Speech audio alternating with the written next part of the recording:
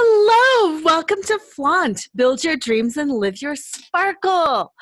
I'm Lora Cheadle, and oh my gosh, we are going to have so much fun today because I have such incredible stuff to share with you. Did you know that my book came out? Oh my gosh, my book is officially a little bit over a month old. And what's crazy about that is I literally did not have time to record a show the entire first month that it came out because I was on book tour, which was one of the most amazing experiences of my life. And I'm going to share all of the juicy details with you today. So let's rewind a tiny bit and let's get back to the basics. I am Lora Cheadle. I am a life choreographer. In case you're sitting there going, I've never listened to your show and I have no idea what a life choreographer is, let me tell you a little bit about myself.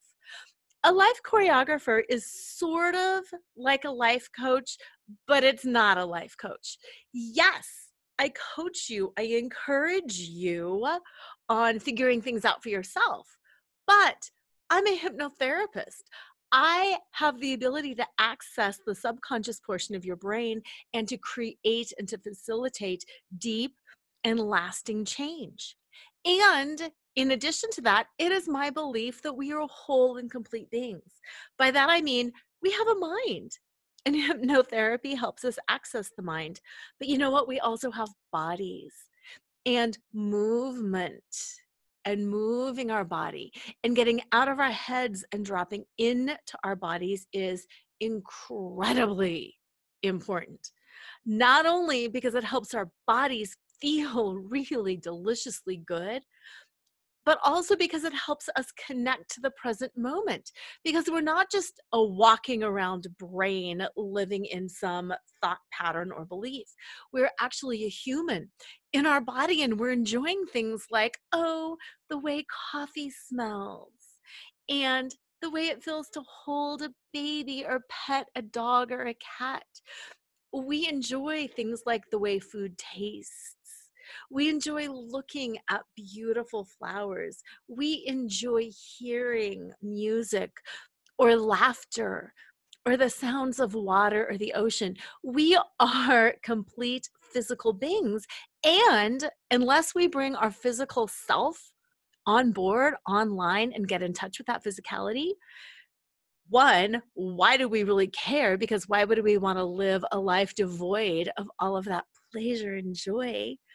But two, we're never going to be able to create lasting change in our brains and in our emotions and in our spirituality because it would chop us up otherwise. We need to be all in. You know, it's such a buzzword to say, how are you showing up in your life? How are you showing up at work? How are you showing up with your family? Well, most of us, we show up from our head space, and that's great. But we need to show up from our heart space, and we need to show up physically as well, so we can truly be present, so we can truly be joyful, and not only for other people, but for ourselves. Because how many of us just get through the day going, check, check, okay, showed up here, checked, volunteered here, check, returned this call, check. That's not fun. And as you might know, if you've been listening to me for a while, I am all about fun and joy and really living and loving the life that you have worked so stinking hard to create. So I'll tell you a bit about my book and how that can help you. And then I will go talk a little bit more about my journey and about the journey about some of the women that I have worked with. Okay, my book, it just came out November 4th. It's called Flaunt. Drop your cover and reveal your smart, sexy, spiritual self. And this book is a book primarily written for women, although men can benefit from it too. Written for women who are ready to let go of judgment, to put an end to trying so hard to please everybody else and be everything for everyone and worry about what their hair looks like and what their body looks like and what their clothing looks like and what their kids are doing and what their house looks like. All of those things, ready to let go of all that judgment and step into their own power, to own their brilliance and their sexiness, to own whoever it is they are inside. If you're anything like me, you've probably spent a lot of years pretending to be somebody else. And by that, I mean, we show up to work and we put on our professional self and we don't say things and we don't do things and we act a certain way. Then we go to maybe our extended family's house and we act like somebody else. And then we show up at school, maybe for our kids, and we act like somebody else. Now, flaunt is not anti-PC. It's not being disgusting or vulgar. It's flaunting who you are. It's a how-to book for women who are really ready to learn how to bring all facets of their personality into everything that they do, so they can be present and enjoy life to the fullest. So they're not constantly distracted and burdened with all of the things that they should do, so they can actually, like I said earlier, live and enjoy and love their life. Now, not only live and love, enjoy their life, but live in and enjoy and love their bodies. Oh my goodness, there is so much body shame out there. Now, fat shaming and body shaming are two totally different things. And let me clarify that. Fat shaming is just that. It's saying if you have too much, whatever too much means, fat, you are slobby, you're lazy, you're not attractive, it's shaming that fat status. And that's wrong. Body shaming is shaming a woman's body. And it could be fat shaming. It could be skinny shaming. Yes, skinny shaming happens all the time too. Are you anorexic? Well, you look like you're on drugs. What's wrong with you? Skinny shaming is a thing. Okay, there's out of shape shaming. You would look better with a little muscle tone. But guess what? There's also too good of shape shaming. Trust me on that. It is insane. Not that I'm in perfect shape anymore, but for a while, when I was teaching fitness classes all the time and dancing all the time, I was in amazing shape. And yes, I would get comments like, well, you can't be a very good mom if you're at the gym all the time. What? What? Excuse me? I am a former corporate attorney. I got criticized and judged for my quote unquote too good of shape body as a lawyer. What kind of a lawyer can you be because you have this amazing body?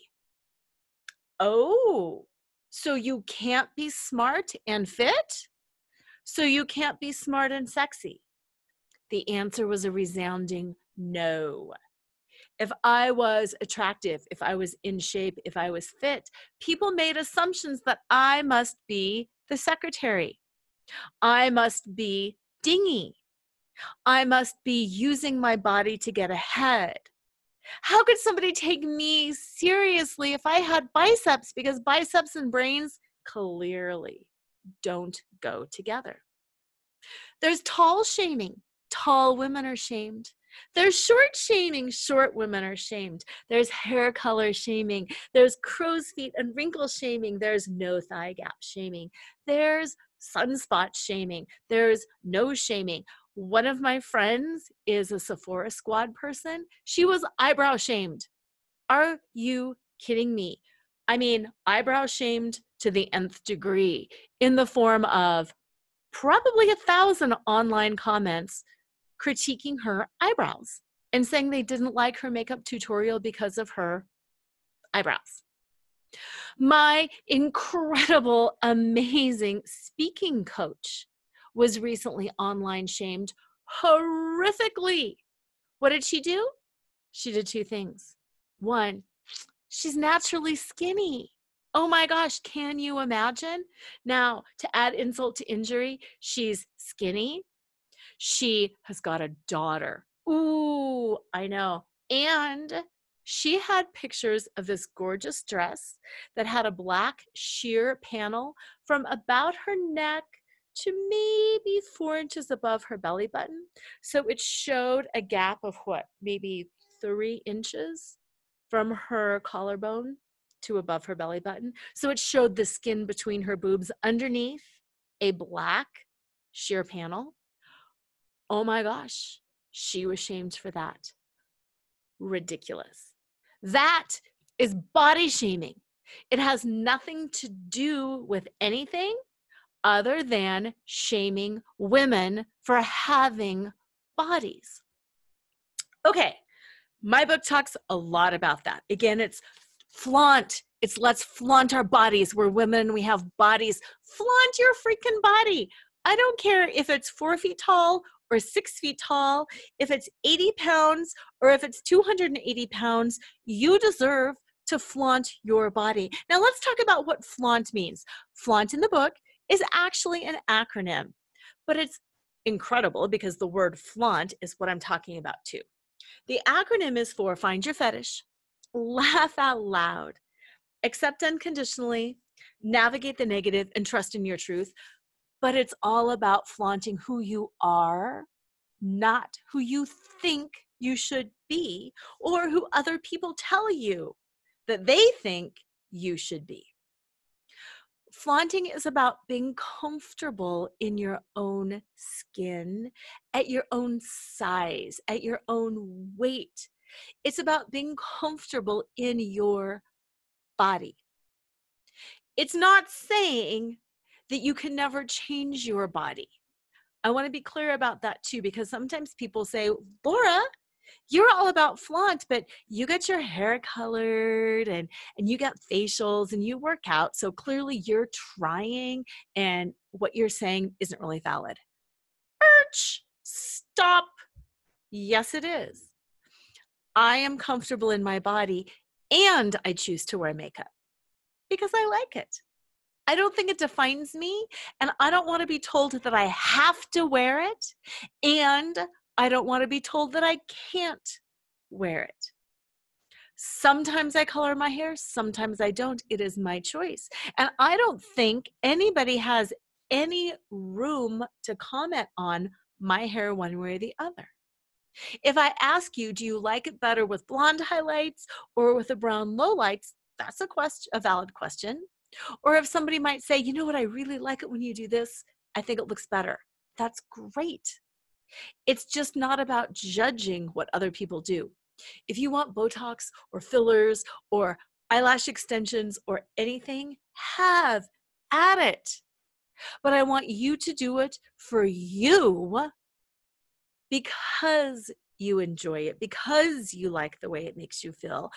Whatever the reason, not because like you feel like you have to have it. So I hope that makes sense. And that's what flaunt is all about. It's about showing up comfortably as yourself in all situations. When I said it's not necessarily about being anti-PC or inappropriate, what I mean by that is if you are going into an elementary school, of course, you're not going to be dropping the F-bomb. That's appropriate for the situation. It would be really silly to do it and to say, I cuss like a sailor. Great, good for you. You can still be appropriate for the situation and you can still show up authentically as yourself. Same thing with work. When I was a lawyer, if I went to court, no, I'm not going to wear blue jeans and a cut-off t-shirt and funky leopard stilettos with like a bandana tied on my head. I'm not going to do that. That's not appropriate for the situation. I'm still going to show up as me in my full personality. I'm still going to allow my soul to sparkle and to shine through, and I'm going to be appropriate for the circumstance. And that's what flaunt is all about. I'm just going to do the shout out. My friend, who is the Sephora Squad leader, Roxy Starr. She's beautiful. She is appropriate. She does the makeup tutorials. She wears the lashes. She does the contouring. She does all of that. Her jam on that is for being over 40 and doing the makeup. She does her eyebrows a certain way. You don't have to love them or hate them or have any opinion about them. Her tutorial was on eyeshadow, not on eyebrows, but people just jumped on and judged her.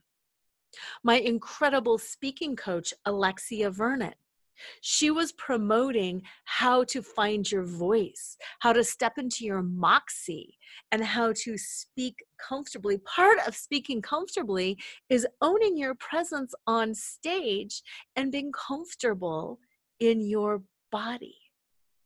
So both of these women were doing something that was adjacent to the physical body, yet their bodies were judged.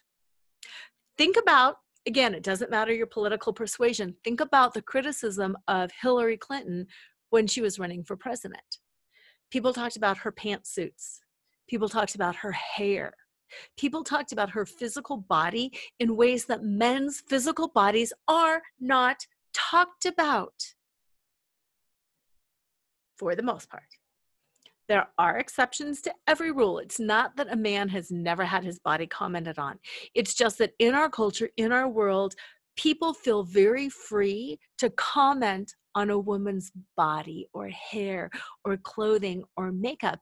And again, it's not just the commenting, and making that relationship between what she looks like and what she is capable of. Story time. When I was a student attorney, my first case as a student attorney was very memorable. Now, it was the student, what did I, backtracking here even more. As a student attorney, you have an advisor that is assigned to you, and you and your advisor handle the case together, because it's teaching the student attorney how to handle a case. The advisor gives you the best practices. You represent low-income clients, so they get a free counsel, and you get experience in an actual courtroom with actual clients, but with somebody backing you and training you and teaching you. So that's the little parameters of my experience. The first case I had was a repossession, an automobile repossession. This is not earth-shattering stuff. It's a simple repossession. But as a student attorney, I wanted to make sure I did everything perfectly. So the night before the trial, even though my advisor and I had already gone through the case, even though we had our strategy, even though I knew everything, I went to the law library and I started researching just to be sure. And I kid you not, about midnight, I found this obscure case that set forth all of these different notice requirements that had not been met. By notice requirements, I mean notice requirements that the dealership had to tell, the people who had bought the car before they repossessed the car. It was way back before cell phones. So I went to the payphone, called my advisor up in the middle of the night, and was like, I found this case. It's completely on point. What do I do? She said, write a memo, photocopy the case, and show up in court tomorrow morning with all of your information and go to bed. So I did. I photocopied the information. I wrote up a little memo explaining why that case was applicable to the fact pattern in my case. I went to bed for about 2 or 3 hours, and I showed up in court the next morning. Now, I bet you can imagine, as a student attorney, I really wanted to make a good impression. I had no money. So I wore my one and only conservative navy blue business suit. I did beautiful conservative hair. It was the era of Seinfeld, for those of you who watch Seinfeld. And Elaine, she had the long permy hair, and how sometimes she would do a long, low ponytail with a scrunchie. Oh yes, that was me. Long permy hair, ponytail with a scrunchie. Conservative navy blue business suit, understated yet elegant makeup. I mean, I was going to make the best impression because I wanted to litigate. I wanted this to be my career. So, long and the short, I give the memo to everybody. The judge reads it. Opposing counsel reads it. The judge says, do you have anything to say? The opposing counsel's like, nope, The judge bangs the gavel, bang! Judgment in favor of you, Laura. You win the case. Your clients actually get to keep the car. The notice requirements weren't met. Super exciting, right? I win my first case.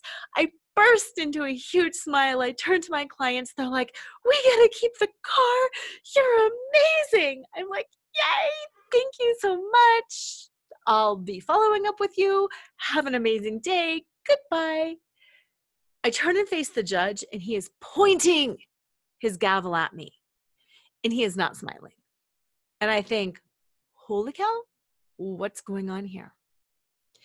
He narrows his eyes and he says, I want to see you in my chambers now. And I'm thinking, oh my gosh. I mean, you should be congratulating. I'm expecting him to tell me, you've got this incredible future. I love seeing people come up who are like you. This is amazing. Oh no. He brings me into his chambers. My advisor goes with me because that's her job. And he starts berating me. I kid you not, up one side and down the other. He's telling me he didn't like the way I was smiling with my clients at the end there. What? That I was way too personable and that it's completely not appropriate to celebrate when we've won a case. What? He said he didn't like the way I showed up opposing counsel and made him look bad in court because he is a very well-respected attorney and he does this kind of work all the time. Oh, if he's a very well-respected male attorney and he does this kind of work all the time, do you think maybe he would have been aware of these notice requirements? No. Nothing about me for finding these requirements. Nothing about me for winning the case. Nothing about me for out-lawyering this guy. Oh, no, no, no, no. It's just that I made him look bad and don't do that. Don't threaten the status quo, Laura. Don't be smarter than a man, Laura. Don't do any of that. Then he looked down at my legs and said, you know what? You're young and you're in shape, and maybe you'd be better off if you wore pants instead of skirts because it was hide those legs. Oh, wow. Didn't see that one coming. And then he said about my hair, you know what? You've got long hair. I think you should wear it up, not back, but up. You would be taken much more seriously if you wore your hair up. Again, that kind of judgment does not happen with men. Nobody goes to a man and says, people are going to think you look stupid because your hair is gray. People are going to think you are stupid because your pants are, or you're wearing whatever it is. That doesn't happen with men.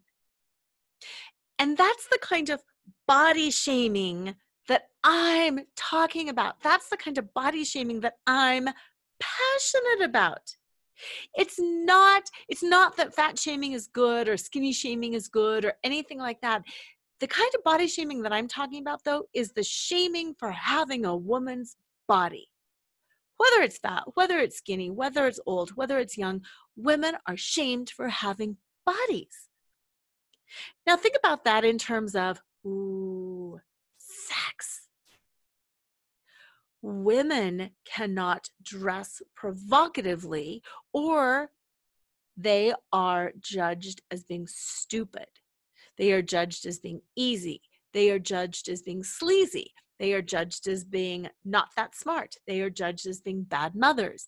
They are judged as provoking men to rape them. What were you wearing when the attack happened? We're getting better, but that doesn't matter. We have a lot of dress codes in our society. Dress codes, often starting in elementary school, that are kind of based on being modest and being conservative and not distracting boys. My kids in high school, I've got 2 boys, they're older now, but in high school, one of the things was, and I'm not saying I like this fashion statement, the girls would have the thong that comes up above, the low-rise jeans, and then the thong is high, so then you can kind of see the thong. The dress code was written that the girls can't show thongs because it distracts the boys. No. Showing your underwear is icky. Whether it's boys wearing the boxers and having their, pants buckled around their thighs, or whether it's the girls showing the thong, showing no underwear is a great gender-neutral dress code. But saying girls can't show a thong because it'll distract the boys teaches girls and women that we are responsible for the behavior of others, and we are never responsible for the behavior of others. Another dress code is spaghetti straps. Again, men don't really wear spaghetti straps. Is it the covering of the shoulder, or does it have to do with the sexuality of it, that women are being seen as too provocative? And what is the message that young girls are getting? That they have to cover their bodies to impact boys' behaviors, that they are responsible, not the boys are responsible. If it is true that spaghetti straps distracts boys, then what we need to do is work on the boys. We need to work with the boys and teach them how to look at female body parts and to stay focused. How to look at female body parts and not be triggered. How to look at a scantily clad female and judge her as a human with a heart and a soul, not as a piece of meat. The problem is not with the girls and the women. The problem there is with the men and the boys. Now I'm going to give you a little story, and I hope this story triggers you just a little bit, because it's important to be triggered so we can move into understanding our beliefs. As you know, if you've been listening to me for a while, I'm a former corporate attorney. I'm smart. I was at the top of my class. I've got it going on. I'm fine. I'm in shape. I have danced my whole life. I teach fitness. I personal train. But I'm in shape. And that's okay too. And guess what else? I'm an ordained minister. I'm intuitive or psychic, whatever you want to call it. And I'm very spiritual. I'm not religious, but I'm very spiritual. So I've got that smart piece. I've got the sexy piece. And I've got the spiritual piece. And most of the world doesn't think those three things can coexist. Okay, so we're going to go into the sexy piece because this is triggering. And I want it to be. I dance burlesque. For those of you who don't know what burlesque is not stripping. Let me repeat that about 200 times. Burlesque is not stripping. Burlesque is a parody. It's a mockery. Shakespeare's Midsummer Night's Dream is a burlesque. A burlesque can be a book, a movie, an opera, a play, a work of art, or the vaudeville striptease burlesque routine. Often it involves the removing of clothing because nudity is taboo. In particular, sexy female nudity is taboo. Because burlesque pokes fun at the status quo, it uses the removal of some clothing, not all clothing. Burlesque is never about getting naked, but it will use the removal of clothing to prove that point, to push into the mockery of the fact that we are uptight about women's bodies. Now, to prove that point, think about this. Breastfeeding in public. Ooh, very controversial, right? What if somebody accidentally sees a female breast and she's nursing? Gross, icky. Don't do that here. I don't want to see that. Even though that's what boobs are for, and that's literally their function on our body. But movies, TVs, shows, HBO, magazines, all of these things, the Victoria's Secret fashion show, the Sports Illustrated cover, show them off. Yes, flaunt them, get them out there, less clothing. We're all for nudity in that situation. But when it comes to breastfeeding, people get squeamish. Okay, that's funny. It just is flat out funny. And that's the kind of thing that burlesque would poke fun of. We're all hypocritical. All humans are hypocritical. And burlesque takes that hypocritical stuff and it shows us how really funny it is, because it is funny. So that's what burlesque is. And I'm a burlesque dancer and I love it. We can have an entire show on that. But I also, like I mentioned, have 2 boys who are now young men. Growing up, they would not see me dance. That's not appropriate. However, they would see my costume pieces on the counter, on the table, as I was creating and crafting them. They would see costume pieces such as sparkly bras and sparkly thong-styled underwear, and things like pasties, the glittery little nipple covers with tassels. They would see those things. They would see me creating skirts with release zippers. They would see me creating costume pieces with the intent of them being removed. And they knew what they were, and they knew what I did. And guess what? It was normal, and it was not a big deal. So when they hit puberty and they came of age and they started looking at girls, ask me how distracted they were if they caught sight of a thong or a bra. It's a thong. We see glittery thongs on the counter all the time. It's a bra. My mom had me bring her bra upstairs from the counter. It's not a big deal. It's a bra. They didn't care because they were used to seeing a strong, powerful female who was very nurturing and very maternal, but who also happened to be sexy and also happened to be their mother. And no, that's the appropriate piece that I'm talking about.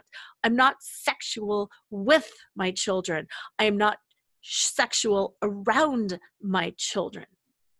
But they saw that that was a facet of my personality and that dancing was part of what I did. And they knew that I showed parts of my body on stage and that I was still smart and I was still nurturing and I was still a great wife and a great mom and all of that stuff. So it normalized that for them. As young men, they now see women as capable of being smart and sexy and spiritual and nurturing and all of that, and they're not fazed by it. Whereas sometimes they would have a friend come over and a bra or a thong or something like that would be on the counter, and the friend would be like, oh my God, what is this? And they couldn't handle it, and they were completely freaked out. Well, what do you think happened to that kid the first time they got around another teenage girl and saw a spaghetti strap or the top of a thong or a shoulder? It completely freaked them out. And then they had all this judgment around, oh, she's an easy girl. Oh, she's a... And my boys were always like, no, get over it. It doesn't mean anything. So I hope that triggered you a little bit. I really think it's important for us to move into our own taboos and our own triggers and to think them through. And if you have anything you want to say, please reach out. I'm totally open to that. Even if you want to reach out and say, I totally disagree, great. Let's have a conversation around that, because it's not about changing each other's point of view, but it's about understanding. And I would love to understand somebody who is diametrically opposed to that. I'd love to have an understanding around that. And on the flip side, I would love you to understand my point of view on that. Anyway, that's like a whole long story around flaunt. Drop your cover and reveal your smart, sexy, spiritual self, and kind of how it came to be my mission. We're going to pause for a few seconds here, and I'm going to tell you a little bit about where you can buy my amazing book, because I know you want to buy it, because everybody on the planet truly should read this and start thinking about it, because just like that story I shared, it's going to provoke some thought. And then you'll start noticing that shaming that happens around there. And then you can start thinking about things in your own life and in your own situation. Of course, it's available on Amazon. What is not available on Amazon, right? On Amazon, you can get the paperback, you can get the audio version, and you can also get the digital Kindle and Nook version, whatever e-reader you have. You can get it on IndieBound, that website. You can get it at Barnes & Noble. You can get it at Books Inc. You can get it at, oh my goodness, where else? I even saw it at Target and Walmart, believe it or not, targetandwalmart.com. You can get it on my website if you want an autographed copy. Go to Lora Cheadle, LoraCheadle.com, and I will personally autograph it and send it to you. And you know what? If you have bought the book somewhere else and you think, but wait a minute, I want an autographed copy, you don't have to send me your book. I'm figuring out I need to order some like stickers, and then I can autograph the sticker and then mail out the sticker, and you can just stick it right inside your book. I think that would be amazing. I haven't figured that out completely yet, but you know what? That is coming. And speaking of my website, you totally need to go check out my website. It's not perfect, but I just got the shop put up on my website. And I have these incredible black t-shirts with rhinestones on them that say flaunt.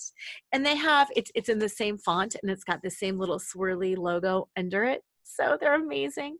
And then I have black ball caps with the amazing rhinestones on that. I've got a flaunt yoga wrap bracelet with this charm. On one side it says flaunt, on one side it says live your sparkle. So you can be reminded to be who you are and to show up as you are, and to not carry the judgments of other people with you, to quit limiting your behavior and being intimidated and worrying that you're not enough or that you're not good enough, and just drop into being you. And that's what I really love about the charms, because when I wear that bracelet and I look down, I'll be like, oh yeah, baby, I'm gonna flaunt today. And it just helps remind you who you are and who you need to be. I also have amazing flaunt bookmarks. And what's so cool about the flaunt bookmarks is they're those metal shepherd's crook things, and they have a flamingo and the flaunt charm and a sparkle jewel. The bracelet also has a flamingo, by the way. But what's really cool about the bookmarks is they're the shorter shepherd's crook. So if you want to swizzle your hair up and stick them in, it can hold your hair up in a bun too, which is just an extra fun thing to do, you know, like a little chopsticky thing. And I have sparkle sticks, sparkle shimmer sticks, and I have AU bronzing bars for accept unconditionally bronzing bars. So super fun website. I am so excited with my merchandise. So you'll definitely want to check those out. They make incredible holiday packages. If you've got employees, you flat out need to give the book to your employees, to your sisters, to your mothers, to your friends, to anybody you know who really has that innate burning desire to create some sort of legacy, but finds themselves a little bit stuck. Speaking of finding yourself a little bit stuck, who here, darn it, you can't raise your hands, who here is a member of my flaunt flock on Facebook? I hope many of you are. It's an amazing virtual community of women, and some powerful, enlightened men too, who just want to drop their cover and be who they are. And in the flaunt flock, people can say and ask questions and be who they are. There are so many things in life we think we're alone. We think, oh my gosh, I'm the only one who feels this way. I'm the only one who, you know, whatever it is, like some of the hard things, are totally frustrated with my kids. I'm contemplating divorce. I'm not sure if I'm even in the right job or if I'm even happy in this life. Those big questions that keep us up at night when we're laying in bed going, I don't know, am I crazy? Those are the kinds of questions you can ask in the flaunt flock. Like, am I normal that I'm considering this? And it's amazing because suddenly other women will be like, you are not the only one who feels that way. I worry about that every day. I am whatever it is, a stay-at-home mom and can't stand my own kids, can't wait to get away. I mean, some real raw, vulnerable stuff people say. And it's amazing because the connection. It's all about connection. And then we know we're not alone. We know that the way we feel is universal. And what is the lie? Is the belief that we're never supposed to feel that way. It is a lie that we're supposed to be gloriously happy every day in our marriage and never have our spouse bug us. It's a lie that our families are supposed to be the most nurturing, wonderful thing that ever happened and that we're never irritated beyond reason with extended family members. It is a lie that every day we're supposed to be the perfect, happy, patient parent who just, fine, use me and abuse me, it's all good. Same thing with our careers and our professional lives. Nobody really has that kind of job that we read about. Life is hard. Bosses come and go, employees come and go, companies transition, and it's this myth that we're supposed to live in a fairy tale, and oh my goodness, people, we don't live in a fairy tale. And it's that belief that we're supposed to that makes us feel unworthy all the time because we think, well, my life's not a fairy tale. Something's wrong with me. No. Nothing is wrong with you. The only thing that's wrong is the belief. We don't live in a fairy tale. We're not supposed to live in a fairy tale. Life is hard. There's hard days. We need to learn how to manage it. That's all we need to do is to learn how to manage it. I started off talking about flaunting and body shame. How do we manage that body shame? It's not that we break free from the patriarchy. The patriarchy is here. Hopefully it's falling. Hopefully it's shifting. That can't be done overnight. Change is long-term, people. What matters right now is what are your tools? What are your tricks? What are your tips for dealing with it now? Because guess what? It's going to happen. You will be body shamed. You will be judged for the way you look. You will be judged for what you wear. You will be judged for what you say and how you say it. You will be called an emotional, irrational female. You will be called, the B word. You will be told you have a chip on your shoulder. You will be judged. What matters is how do you deal with it and how do you feel inside when that happens, and what can you do to let all that judgment fall off so you truly know what's up. Judgment doesn't really say anything about you, but it says everything about the person judging you. It doesn't mean that you won't feel emotion around it. It doesn't mean that you're not going to want to cry. It doesn't mean that you won't be horrified, but it doesn't mean anything about your worth. If you've been with me a while, you know my term is naked self-worth. And flaunt is about developing and owning that naked self-worth.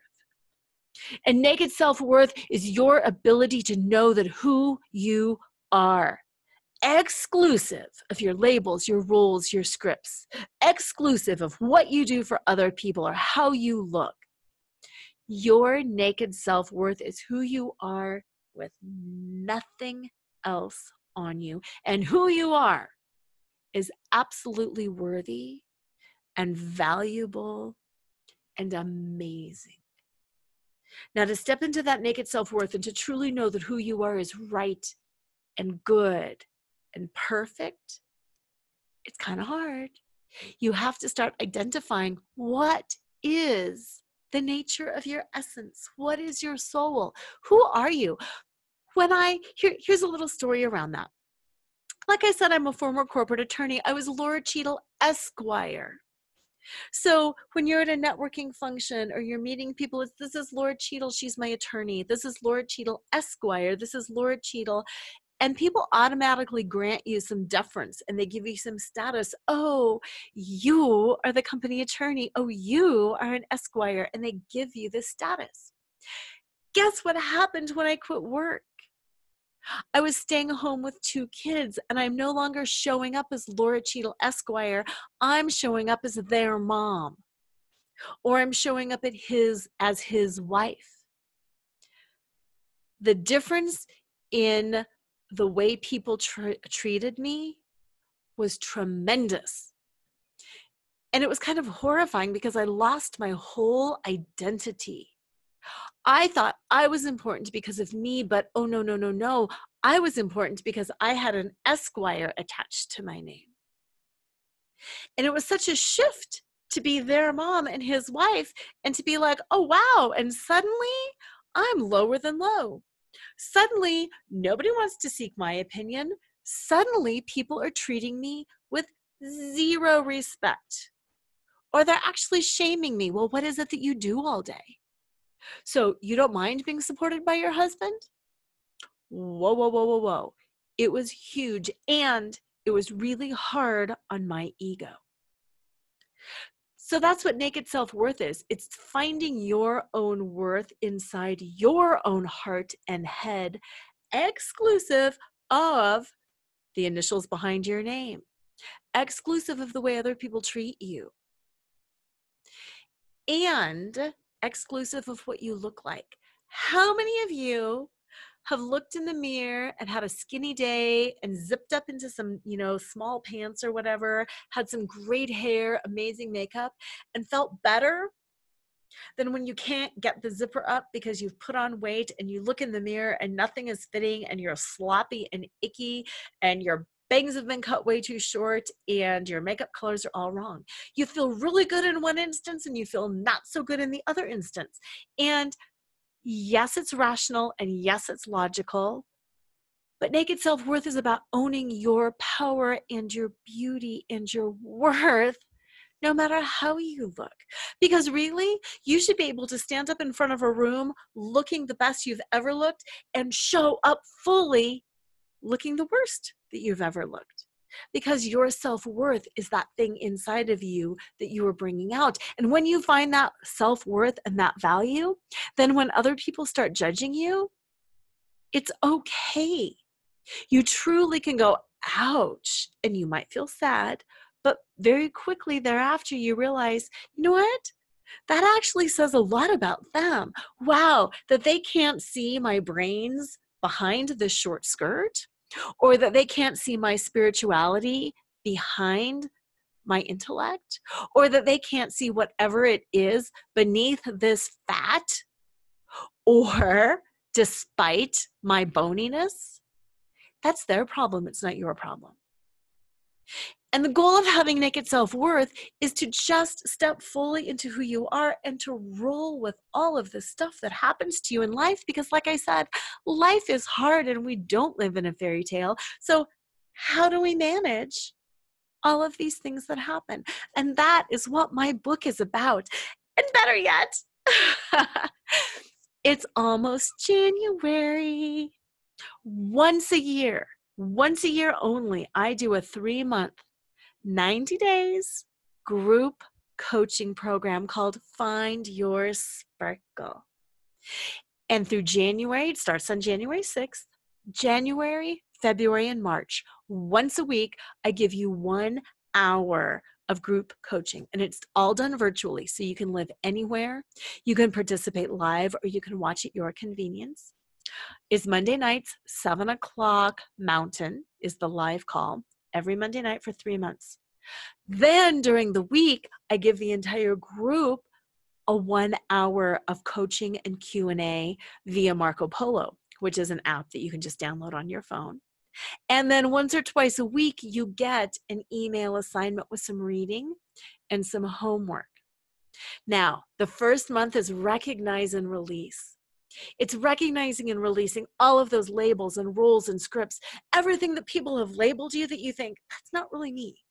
It's recognizing and releasing all of those pieces of your identity in your life that you might be done with, but you're not sure how to shed because you still have a job and a family and all of this stuff.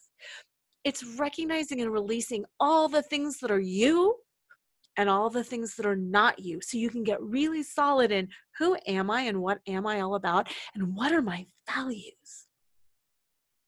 The second month is about revealing.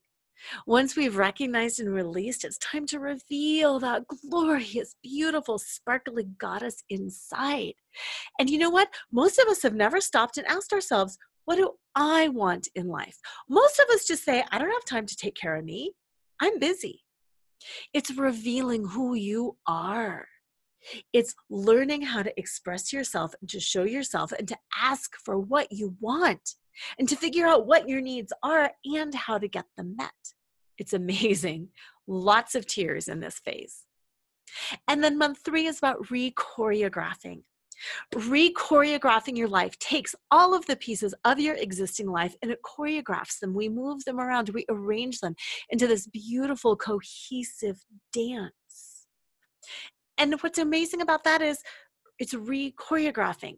I'm not saying walk out on your marriage, cut out your family, get rid of your kids, sell your house, and move to Mexico. It's these are the pieces of my life that I choose to keep. How do I do that? How do I work full time? And how do I have a fulfilling marriage? And how do I find love? And how do I take care of my family? It's re-choreographing. It's taking what is and structuring them in the most beautiful, juicy, delicious way possible. And that's what we do during those 3 months. It is truly a life-changing process that is going to set you on the journey for the rest of your life. Yes, it's an investment. But what's amazing about that, it is a high 3-figure investment, but this is the last year that it's in the 3 figures. Next year, it jumps way into the 4 figures. So this literally is your last year to invest in yourself. Now, some people say, I don't know, I'm really busy. I've got a lot going on. My response to that is, who isn't? When is going to be the perfect time? When you're in an assisted living home and you're in your 80s? Is that going to be the best time for you? There is no perfect time for anything ever. There's no perfect time to have a flat tire or to have a car breakdown or to have a baby. The point is, if you want to change now, now is the time to do it. Not later, because later keeps being later and then keeps being later and then keeps being later. So if there's any hint of you thinking, you know what? I want to create a legacy. I want to live my life now. I want to be present and happy in my body and I don't want to worry about other stuff. I'm done. Then I would encourage you to hop on a call with me. Check out my website, loracheadle.com, LORACHEADLE.com.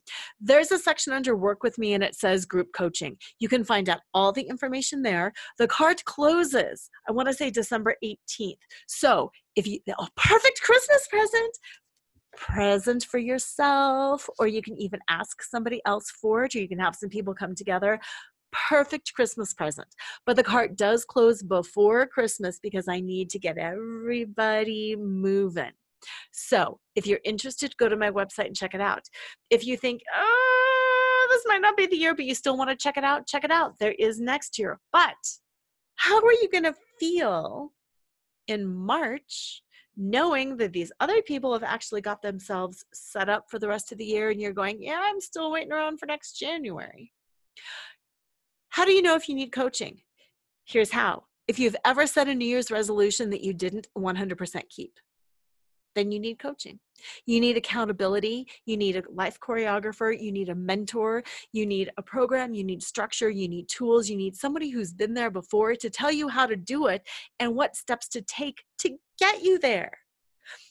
All the information online, like, there's so much there. We could literally learn how to do anything. Brain surgery. We could practically learn how to do brain surgery online. It's all there. But really, without somebody walking you through it and telling you how to apply it and saying, no, this is a little bit different in this circumstance. And over here, we need to do this. Unless you have that teacher or that guide or that mentor, it doesn't tend to work that well. So, LoraCheadle.com. I also have a link there if you have questions and you're thinking, I don't know if it's for me. Let's get together. We can hop on a call. I love the Zoom calls. I do them for 30 minutes. It's totally free. And we can find out if the program is a good fit for you or not. Read the book, Flaunt, Drop Your Cover, Reveal Your Smart, Sexy Spiritual Self, available wherever books are sold.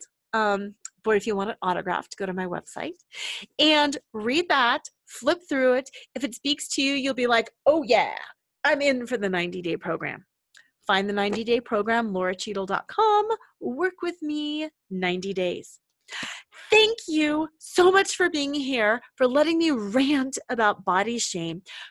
I challenge you, as you're moving into your life the rest of this week, notice the times when people around you are shaming a woman's body. Notice the time somebody shames you or places that judgment on you, like if you eat this, you must be, if you say that, you must be, if you do that.